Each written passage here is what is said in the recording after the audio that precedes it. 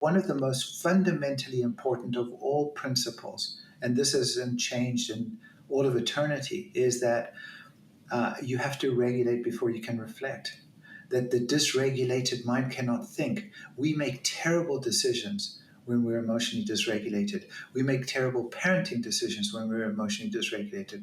And so what happens is a child is really upset, and we then, because we're emotional beings and because we mirror their upsetness, we start to get upset, and then we make all kinds of promises we're never going to keep. You'll never ever drive again, and you picture this 80-year-old child being driven around by their 100-year-old parent because you swore that they would never drive again.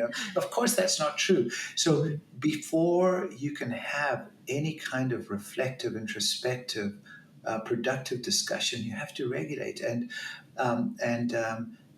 sometimes earlier on in the day, it's easier to regulate. But when you've had the stress of work, the stress of all the school stuff that's going on, the stress of, I don't know, the food not being cooked properly or being delivered late, or, all the stresses of life, and the dog pooping all over the carpet, and you're like, oh my gosh, I'm ready to pull my hair out.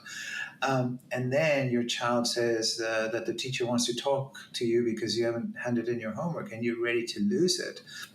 I mean, that's when a lot of parenting mistakes get made, because they themselves are dysregulated. And this is where you have to have strategies, whether you're tagging out, whether you say, look, you know what, we have to address this, but I'm going to give myself 20 minutes where I'm going to go and lay in a bubble bath or whatever it is to take Or care I'm of just myself. like, realistically, because when we're in the thick of it, you can't take a 20-minute bubble bath, but That's you true. can take a beat.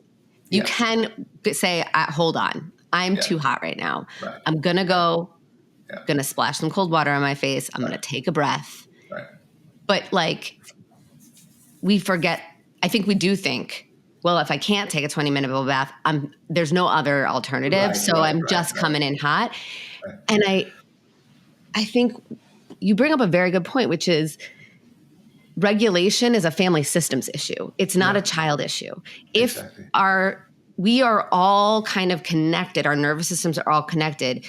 As humans, any humans in a room are going to have interconnected nervous systems. But a family system, we're hardwired. These are attachment systems. We can't, our kids are paying, their unconscious back of their brain is paying such close attention to the subtlest of our facial cues, especially sensitive kids, right? Exactly. Especially kids whose fight or flight system's probably always on a little bit in the background, which means that their threat systems are very carefully detecting the smallest sign for threat, because their system is just kind of wiring themselves to be ready to fight or run or shut down.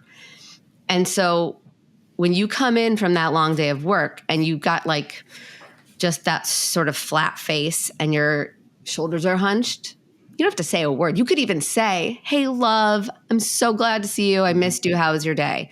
Yeah. But if they see the hunched shoulders and the flat face, their back of their brain is like, uh-oh.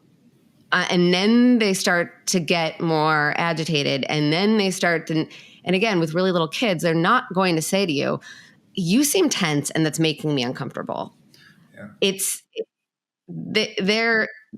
They're just going to pick a fight with their sibling, because they're just, it's just erupting out of them in weird places.